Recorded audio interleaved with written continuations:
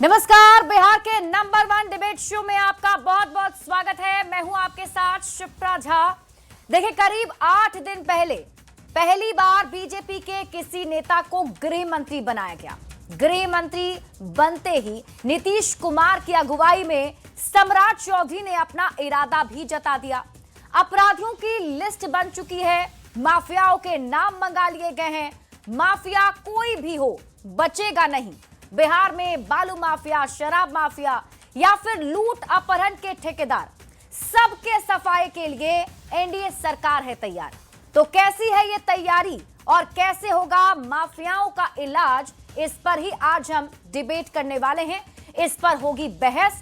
Mafia मुक्त होगा बिहार, सरकार पूरी तरह तैयार। मेहमानों से आपका परिचय कराएंगे, लेकिन उससे पहले ये रिपोर्ट आपको दिखाते हैं। तारीख 18 नवंबर 2025, इलाका पटना। बालू माफिया ने 2 जवानों को कुचला। क्या अपराधियों के लिए खैर नहीं है? ये तस्वीरें इस बात की तस्दीक करने के लिए काफी हैं कि कैसे बिहार में बालू और जमीन माफिया का साम्राज्य चलता है। लेकिन अब ये माफिया नहीं बच पाएंगे। महिलाओं से छेड़खानी करने वाले शोहदों की भी अब शामत आने वाली है। कानून तोड़ने वाले अब सलाखों के पीछे होंगे। गृह मंत्री सम्राट चौधरी ने ऐसे बदमाशों पर नकेल कसने की पूरी तैयारी कर ली है।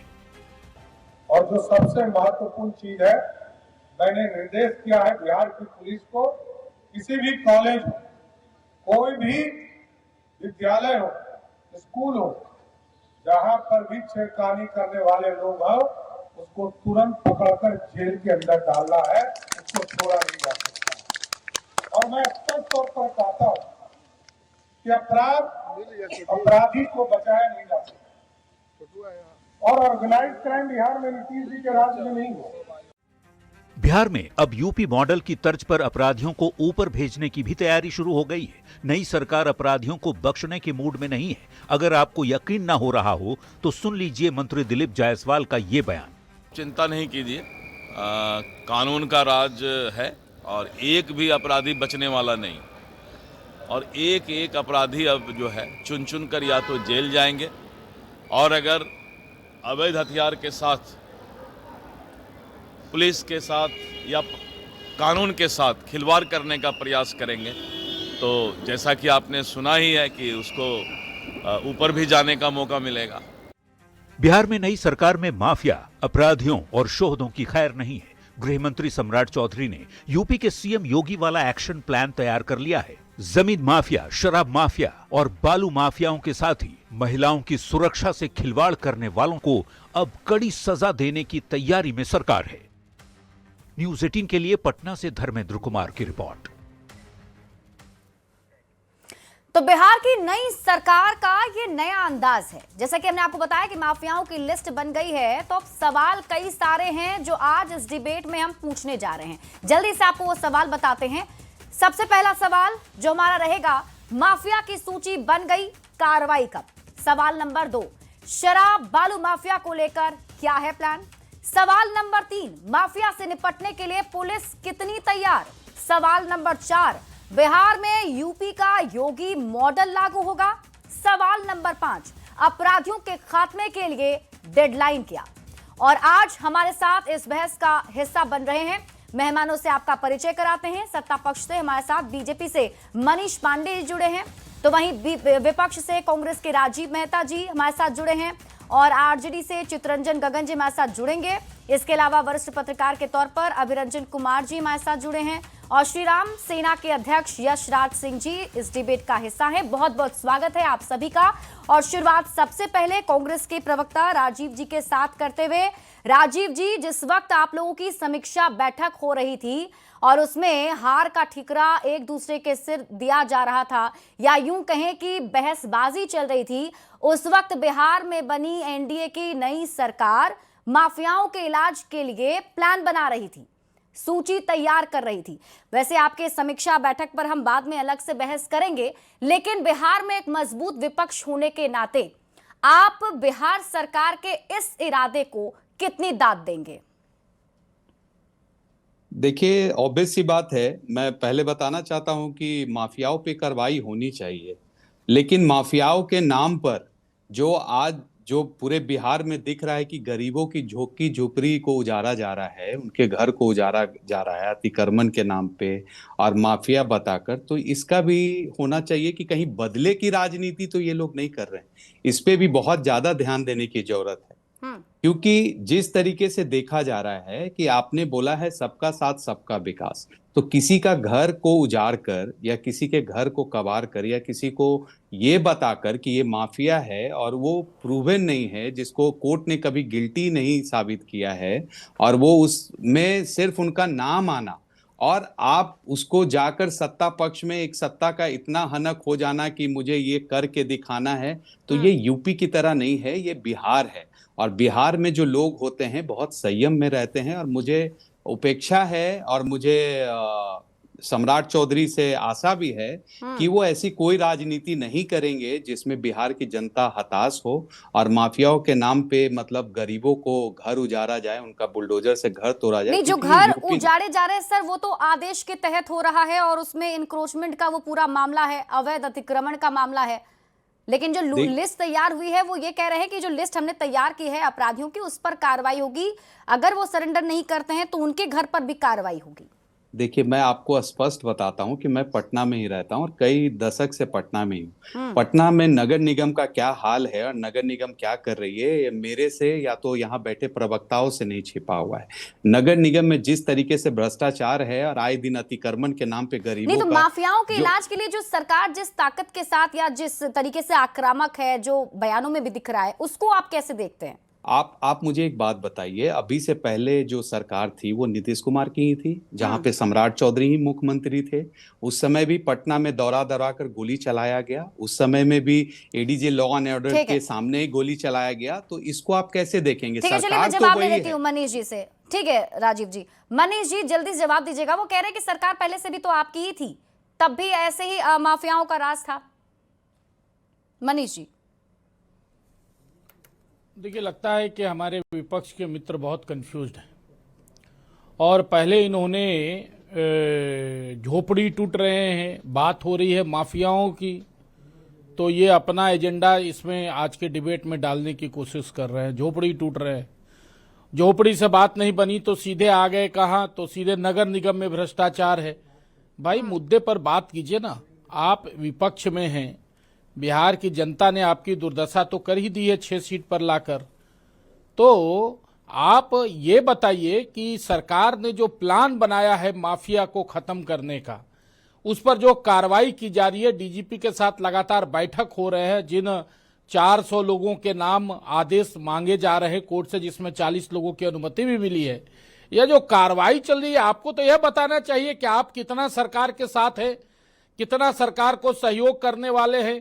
और कुछ ऐसे माफिया जो सरकार की नजरों से छूट गए हैं, उन माफियाओं को आप विपक्ष की तरफ से कितना सरकार को चिन्हित करवाने वाले हैं? आपकी इसमें क्या भूमिका है?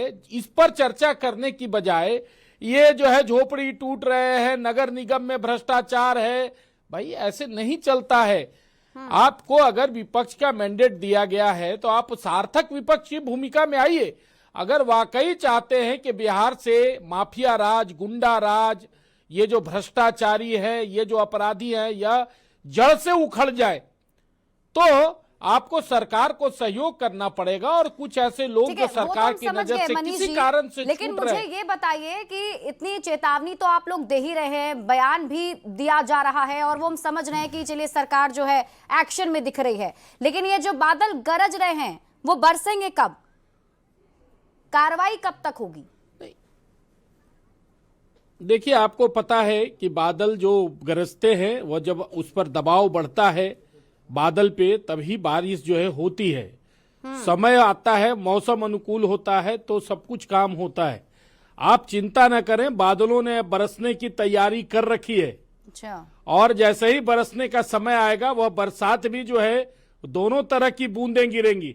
एक तो खुशनुमा बूंदें भी गिरेंगी और दूसरी मूसलाधार बारिश भी होगी। जब जिस मौसम में जिस प्रकार की फसलों को जैसे बारिश की जरूरत होगी, उस प्रकार की बारिश होगी। बस है। मैं विपक्ष को इस यही बारिश बार पर बार कहना चितरंजन चाहता हूं गगन जी, आरजेडी कि के धैर्य प्रवक्ता रखें हमारे साथ और जुड़े हुए हैं। सरकार का ये जो सहयोग आप करें। कह रहे हैं कि हर मौसम में वैसी ही बारिश होगी और माफियाओं का इलाज होगा, इस पर देखते हैं चितरंजन जी कितना विश्वास करते हैं।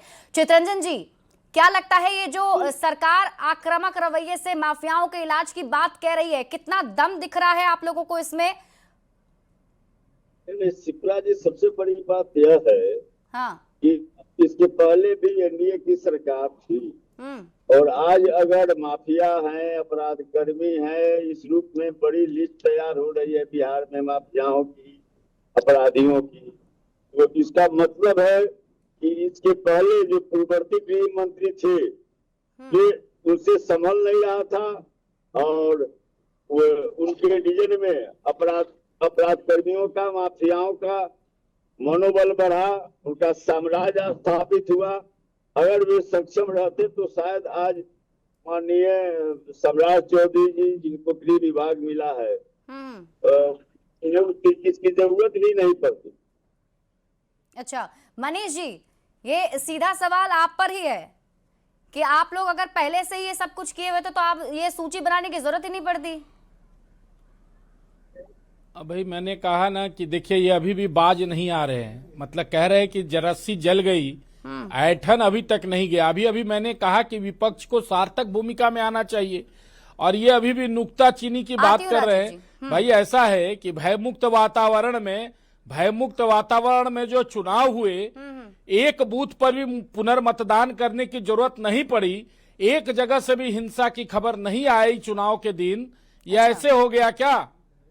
बिना सुशासन का राज हुए, बिना कानून का राज हुए हो गया संभव क्या? चितरंजन जी, आप तो बुजुर्ग व्यक्ति है। मैं एक एक करके आऊंगी सर। चितरंजन जी, आप तो बुजुर्ग व्यक्ति हैं, आपने तो वो दिन भी बढ़िया से देखा होगा, तब तो आप देखिए मैं आऊंगी एक एक करके और इस नहीं, जब बूथ लूट लिए जाते थे उससे पहले हमारे साथ हिंसा होती थी, याद है? भूल गए? चितरंजन जी मैं आती हूँ, एक मिनट रुकेगा। यशराज जी, ये जो आप बिहार में माहौल देख रहे हैं, पहले सुशासन का मॉडल और अब ये कहा जा रहा है कि नीतीश कुमार की अगुवाई में ही ये जो सुशासन स्थापित पहले से हुआ है उसे और तेजी से आगे बढ़ाना है। यशराज जी।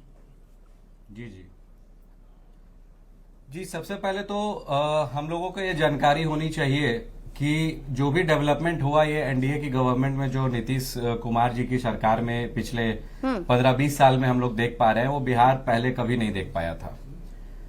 इस बिहार में ऐसे ऐसे आपराधिक छवि के व्यक्ति जो इस बिहार में अपना संरक्षण पा करके अपने राजनीतिक पैठ को बढ़ाए हैं और इस बिहार के अंतर्गत, चूंकि हम लोगों ने पहले भी सवाल उठाया था कि धर्मांतरण को लेकर के एक जो सिंडिकेट चल रहा है, कन्वर्जन को लेकर के, जिहाद को लेकर के जो सिंडिकेट चल रहा है, उसको लेकर के हम लोगों ने, जब इससे पिछली जो सरकार थी, जाहिर सी बात एनडीए की थी, हम लोगों ने बात भी रखा था और इसको पूरी तरह से समझा गया था। तो आज मुझे लगता है कि उसी चीज का असर है और उसी चीज का जवाब हमें मिल रहा है कि इसको लेकर के पूरी तरह से आपराधिक तौर के छवि के जो भी व्यक्ति हैं उन पे कड़ी कार्रवाई हो और उस पे सबसे पहले डायरेक्ट एक्शन लिया जा रहा है। क्योंकि बिहार पुलिस की जो स्थिति थी, उस स्थिति को देखते देखते हम लोग यंग लोग जो बड़े हुए कॉलेज के टाइम से 112 जैसे डायल इसी सुशासन की सरकार में आई है। इससे पहले यह व्यवस्था नहीं थी कि इतनी तेजी से बिहार पुलिस कहीं पे भी एक्शन लेती थी और जिस हिसाब से क्रिया पे प्रतिक्रिया हो रही है, तो मुझे लगता है कि कहीं ना कहीं इस एक्शन को देखते हुए रिएक्शन लिया जा रहा है। तो मैं समझता हूं कि शिप्रा जी की बहुत बेहतर सुझाव भी है और निर्णय भी है और एंटी रोमियो जैसे स्क्वाड का भी निर्माण होना जा रहा है, जो कि हम लोग देख रहे हैं विजनरी गवर्नमेंट में। तो ये चीज की बहुत जरूरत थी और यंग ब्लड के लिए तो सबसे ज्यादा जरूरत है, क्योंकि कॉलेज के बाहर जाहिर सी बात है और धर्मांतरण जैसे विषयों पर मस्जिद के अंतर्गत हो रहे कन्वर्जन, जिहाद, ये सब एक समस्या है और सब एक क्रिमिनली माइंडसेट का चीज है, ना कि वैसे लोगों को संरक्षण दिया जाए। ठोस कार्रवाई होनी चाहिए साबुद्दीन और जैसे अब लोग आपको हो लगता है कि वो सरकार संसद उस में जा मजबूत करके इरादे के साथ और आगे बढ़ रही है। पत्रकारों को भी मारे, ठीक है, मैं आऊंगी आपके तो पास ऐसा वापस। चीज तो नहीं होना चाहिए। अभिरंजन जी से समझना चाहेंगे क्योंकि अभिरंजन जी वरिष्ठ पत्रकार हैं और लगातार बिहार को देखते ही आए हैं। लॉ एंड ऑर्डर का मुद्दा हो या कोई भी बड़ा मुद्दा हो, उस पर आपकी नजर रहती है। मुझे बताइए अभिरंजन जी, बीजेपी को पहली बार गृह मंत्रालय मिला है, सम्राट चौधरी पहली बार गृह मंत्री बने हैं। हम इस पर पहले भी डिबेट कर चुके हैं क्योंकि उनका एक आक्रामक रवैया रहा है और एक चेतावनी वो अक्सर देते रहे हैं माफियाओं को, अपराधियों को। तो अभी जो सरकार जिस तरीके से आगे बढ़ रही है उसको आप कैसे देखते हैं और क्या मैसेज देने की कोशिश है सरकार की? नहीं, देखिए, मैं इसको निश्चित रूप से सकारात्मक तरीके से देखता हूँ। सम्राट चौधरी को जितना मैं जानता हूँ, वो एक सख्त छवि के और एक कमिटेड, प्रतिबद्ध किस्म के वो व्यक्ति हैं। और वो जो कहते हैं, मैं आमतौर पर मानता हूँ कि वो करना चाहते हैं तभी वो कहते हैं। तो जब वो कह रहे हैं कि हम भू माफिया, शराब माफिया, बालू माफिया और अपराधियों पे, इन सब पे हम लगाम लगाएंगे, तो मैं सम्राट चौधरी पर भरोसा करना चाहता हूं, क्योंकि मैं उनको जानता हूं। 15-20 साल से मैं तो देख रहा हूं उनको। वो एक सख्त और बोलने वाले, कहने वाले, इस तरह के वो व्यक्ति हैं जो कहते हैं वो करना चाहते हैं वो। अब ये देखो कि बात जरूर है कि एक लगातार 20 साल से एनडीए की सरकार है। हाँ। और हम सब लोग इस बात पर काफी जो है फोकस भी करते रहे, नोटिस भी करते रहे हैं कि किसी भी सरकार में जैसे अपराध को पूरी तरह से निर्मूल करना तो संभव नहीं है, लेकिन बिहार में अभी भी आप बिल्कुल इस तरह से नहीं कह सकते। इसके बावजूद कि एनडीए सरकार में कानून व्यवस्था के हालात काफी अच्छे हुए, बेहतर हुए पहले की तुलना में। पूरे देश में जहां जहां एनडीए की सरकारें हैं, इस मामले में उनको क्रेडिट देना चाहिए कि कानून व्यवस्था पे वो लोग काम करते हैं। आजकल यूपी के योगी मॉडल की भी चर्चा है, तो योगी ने भी कानून व्यवस्था पर काम किया है। अगर उस तर्ज पे ये भी काम करना चाहते हैं तो ये देखो बहुत अच्छी बात है। बहुत कुछ किए जाने की जरूरत है। मतलब राम राज्य तो नहीं है, जंगल राज बिहार में नहीं है, ये बात तय है। लेकिन बिहार में इस वक्त राम राज्य भी नहीं है। अपराध की घटनाएं हो रही हैं, देखिए इस सरकार के आने के बाद भी घटनाएं हुई है। तो मेरा देखो हमेशा एक चीज कहना रहता है, और मैं सम्राट भाई को भी जो है बिल्कुल एड्रेस करते हुए ये बात कहना चाहूंगा कि मेरा देखो 30 साल से मैं पत्रकारिता में लगभग हूं, और मैंने जितना समाज को, राजनीति को, अपराध जगत को देखा है, मैं ये मानकर चलता हूं कि ज्यादा 90% तक जो अपराध हमारे समाज में व्याप्त है, उसका एक बहुत बड़ा कारण होता है राजनीतिक संरक्षण।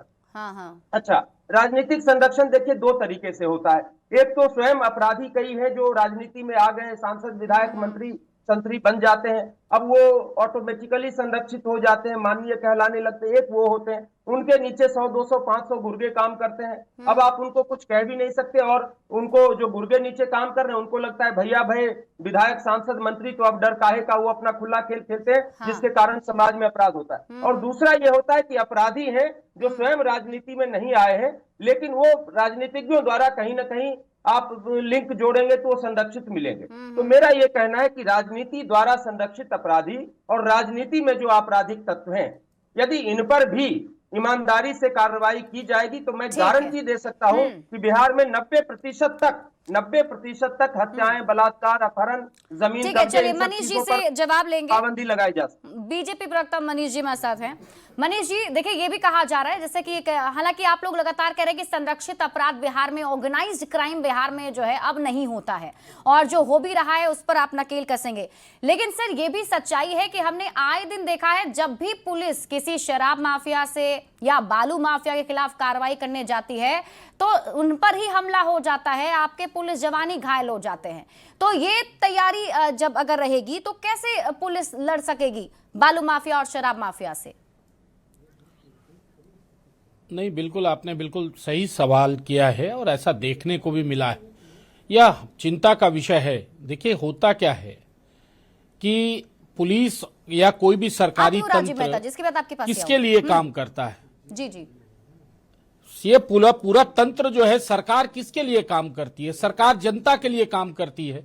हाँ। तो जनता का भी सहयोग ये बड़ा परस्पर होता है सरकार और जनता के बीच में, क्योंकि चाहे वह योजनाएं हो या कोई भी काम हो, वह परस्पर है। जनता और सरकार का परस्पर तालमेल ये बड़ा जरूरी होता है। लेकिन कुछ जगहों पर क्या होता है कि जनता को लगता है वह जो गतिविधि, जो गैर कानूनी गतिविधियां हैं, वहां पर कुछ समूह में बैठे लोग जब उसके समर्थन में खड़े हो जाते हैं तो वह यहाँ दिक्कत हो जाती है। इसीलिए कि भाई कोई 2-4 लोगों को पुलिस पकड़ ले या उस पर बल प्रयोग कर सकती है, लेकिन जब कोई पूरा मोहल्ला, पूरा गांव समार शराब माफिया के समर्थन में आकर खड़ा हो जाएगा तो पुलिस के लिए तो यह निश्चित रूप से चिंता का विषय बनेगा ना।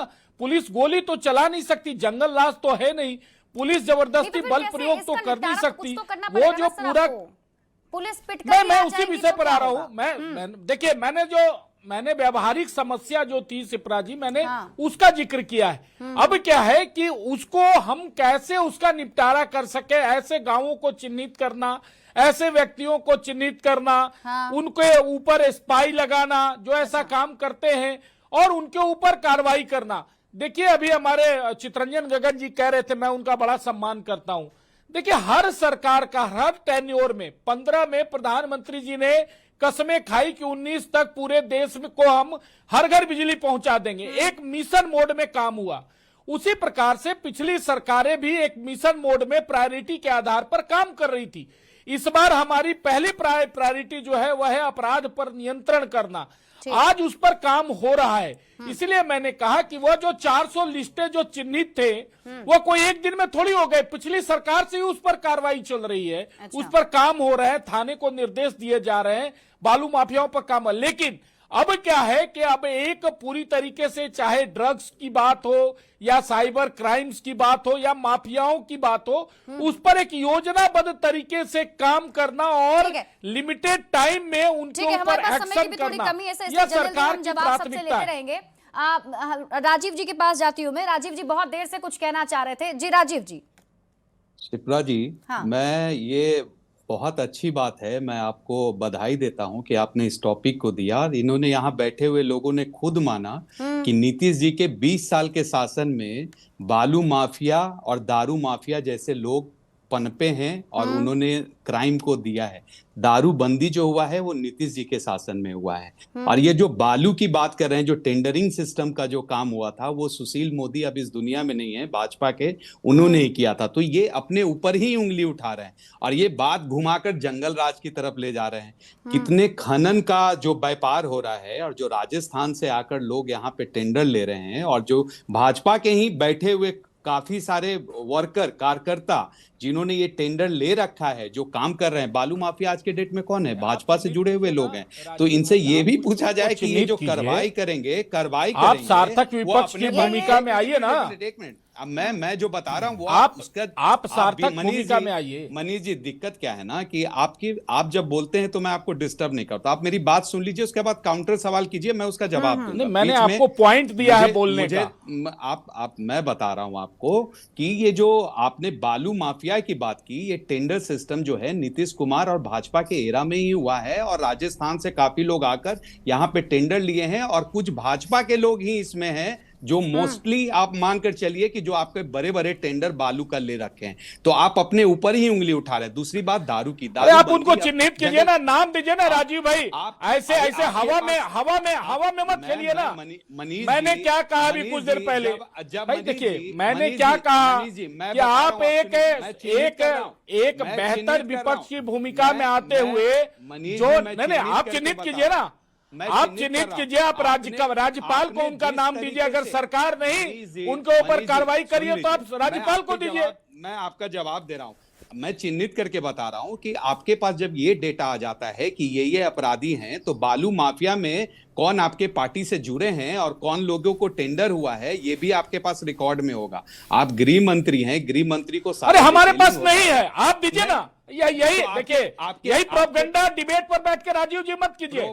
ये प्रोपेगेंडा ठीक नहीं है। मैंने कहा कि आप अगर विपक्ष की भूमिका में हैं तो अपराध अगर बिहार में नहीं हो, माफिया राज नहीं हो, आपकी भूमिका बनती है कि नहीं बनती है? नहीं, आप पहले ये बताइए, आपकी भूमिका है कि नहीं है? और अगर आपकी भूमिका है तो जो सही से सुन नहीं पाऊंगी, मुझे लगता है जो घर बैठे लोग हैं वो भी आप लोग को नहीं सुन पाएंगे। देखिए मनीष जी का यही कहना है, राजीव जी, कि अगर आपके पास लिस्ट है तो आप लिस्ट दे दीजिए, सरकार उस पर कार्रवाई करेगी। चलिए चितरंजन जी, जल्दी जवाब दीजिएगा आप इस पर। ये लोग कह रहे हैं कि हमने तो पूरी तैयारी कर रखी है, पहले से ही सरकार की तैयारी थी। वो जो 400 लिस्ट बनी है अभी नहीं बनी है, पहले से चल रहा है ये सारा काम और अब भरपूर कार्रवाई होगी। शिप्रा जी, मैंने सम्राट चौधरी जी के नियत पर और उनके नीति पर मैंने सवाल नहीं उठाया है।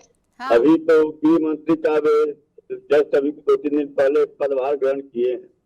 अभी तो हम उनका मूल्यांकन करेंगे।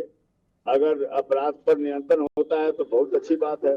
हम जो हमारे मनीष जी जो है तो पता नहीं कौन दिशा धर लिए। मैंने कहा कि आज अगर माफियाओं की लिस्ट बननी है, अपराध कर्मियों की लिस्ट बनी है, चाहे वह बालू माफिया हो या शराब माफिया हो, या जो माफिया हो, तो यह 20 वर्षों से एनडीए की सरकार है, 20 वर्षों से जिनके मातहत गृह विभाग था, तो मनीष जी को यह स्वीकारना चाहिए ईमानदारी से कि वे उस जिम्मेदारी को सही ढंग से निर्वहन नहीं कर सके, इसलिए आज सम्राट चौधरी जी को उस वैसे संकल्प लेना अच्छा, पड़ मतलब रहा आप ये है। कहना चाह रहे हैं कि इससे पहले गृह मंत्रालय सीएम नीतीश कुमार के पास था तो पहले अच्छे से काम नहीं हुआ, शायद यही वजह है कि सम्राट चौधरी अब ऐसे सूची बना रहे हैं, यही क्वेश्चन है सर आपका? नहीं, सीधा सवाल है, अगर आज अगर माफिया इस राज्य में है, अगर जो है सो अपराध कर्मियों का साम्राज्य स्थापित हो गया है, तो आखिर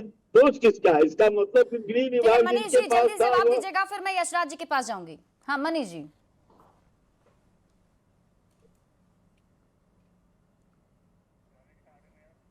चलिए ठीक है, यशराज जी आप मुझे सुन पा रहे हैं? चलिए ठीक है, अभिरंजन जी का रुख करेंगे। अभिरंजन जी, एक चीज जो हमने देखा कि नई सरकार फॉर्म हुई, 8 हफ्ते का अभी तक 8 दिन है, ये 8वां दिन है सर जब हम लोग डिबेट कर रहे हैं। इससे पहले ही हमने नोटिस किया कि सरकार बनने के साथ ही बात माफियाओं की, बालू माफिया, शराब माफिया, अपराधियों की हो रही है, तो इतना फोकस लॉ एंड ऑर्डर पर इस बार सरकार का ज्यादा क्यों दिख रहा है? इसे आप कैसे समझते हैं? इसके 2 कारण है। देखिए, पहला कारण तो यह है कि इस चुनाव में जंगल राज एक बहुत बड़ा मुद्दा था। हाँ। तो स्वयं प्रधानमंत्री मोदी ने और एनडीए के जितने भी बड़े नेता हैं, उन्होंने कट्टा और ये सब जो गाने वाने बज रहे थे चुनाव के दौरान, इन सब चीजों की चर्चा करते हुए बताया कि किस तरीके से बिहार में ये विपक्ष के लोग आएंगे तो एक जंगल राज आने का खतरा रहेगा, क्योंकि उनका 15 साल का शासन वो बताते थे। और जंगल राज सचमुच बड़ा मुद्दा बन गया। लोगों के मन में सचमुच ये भय पैदा हो गया कि अगर ये लोग आएंगे तो जंगल राज आएगा। देखिए, मैं बहुत ईमानदारी से बता, तो चूंकि जंगल राज एक बड़ा मुद्दा बन गया बिहार के चुनाव में, तो अब ये लोग आए हैं तो इनको ऑब्वियसली जो है एक बेहतर कानून व्यवस्था का शासन करके दिखाना होगा। दूसरी अब प्लीज देखो, मेरे बीच में मत बोलो भाई, आप लोग प्रवक्ता हो, आप लोगों को पूरा समय मिलता है, मैं तो बस जो है आप लोगों की बातें सुनता हूँ और कुछ उस पर बोलता हूँ और अपने मन की बात बोलता हूँ। मुझे नहीं ये काम मत, सरकार खुद ये काम मत करो भाई, चितरंजन जी हो या कोई भी जी हो, ये काम मत करो मेरे साथ, ठीक है? मैं आप लोगों एक-एक करके बोलेंगे। चितरंजन जी, ये गलत काम मत करो। चितरंजन जी एक-एक करके करो, बोलेंगे ये सर, मैं गलत आऊंगी काम आपके मत पास। करो मेरे भाई, इनके मत बाद करो आप गलत भी काम। जवाब दीजिएगा, मैं आपके पास ही आपकी आऊंगी। पार्टी के बड़े बड़े नेता भी जो है मेरा सम्मान करते हैं, कम से कम आप मेरा सम्मान रखो। जब मैं बोल रहा हूँ तो बीच में मत बोलो भाई। समय की भी हमारे पास थोड़ी कमी है। दूसरी चीज क्या है कि देखो, सम्राट चौधरी शुरू से पहले वो उप मुख्यमंत्री रहे, सब कुछ रहे, लेकिन सम्राट चौधरी के ये मन का विभाग है। देखो, सम्राट चौधरी को जितना मैं जानता हूं कि वो हमेशा से ये काम करना चाहते थे। वो हमेशा से चाहते थे कि मेरे पास गृह विभाग आए, पुलिस प्रशासन आए, भू माफिया, बालू माफिया, इन सब माफियाओं के बारे में, जमीन माफिया के बारे में वो बोलते रहते थे कि हमको कार्रवाई करनी है और ठोस काम करके दिखाना है। ये सम्राट चौधरी को मौका मिला है, करके दिखाने की चुनौती है, और मुझे लगता है कि वो करना चाहते हैं। तो ये देखो, दोनों कारण है जिसके कारण ये। और तीसरी चीज मैं कहूंगा कि कानून व्यवस्था जो है एक निरंतर प्रक्रिया है। हाँ। ये नहीं हो सकता कि मैं आज सारे अपराध धरती पर से खत्म कर दूं और कल से धरती पर कोई अपराध नहीं होगा। अपराधी मारे जाते हैं, अपराधियों के खिलाफ कार्रवाई होती है, फिर अगले दिन नए तरह के अपराध होते हैं। जब तक सृष्टि है तब तक अपराधी भी रहेंगे, अपराध भी होते रहेंगे, शरीफ लोग भी रहेंगे, अपराध से लड़ाई भी जारी रहेगी। तो ये एक निरंतर प्रक्रिया है, पिछली सरकारों में भी हुए। नई सरकार अगर कुछ करना चाह रही है तो मैं इसको पॉजिटिवली लेता हूं और सबको कहता हूं कि सपोर्ट करो। ठीक है, चितरंजन जी।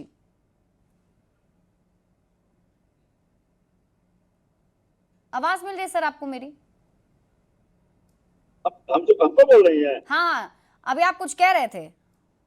हाँ, नहीं, मैं कह रहा हूँ कि जो है तो अभी जो कह रहे थे, आज अगर जंगल राज चूंकि इशू बना और भाजपा ने महसूस किया, एनडीए के नेताओं ने महसूस किया कि अब तक जिनके जिम्मे में गृह विभाग था, अगर वे कारगर होते तो आज जंगल राज की स्थिति आज जो बन गई है इस प्रदेश में, आज जंगल राज के मामले में वो जंगल राज आपके वाले शासन को बता रहे थे सर।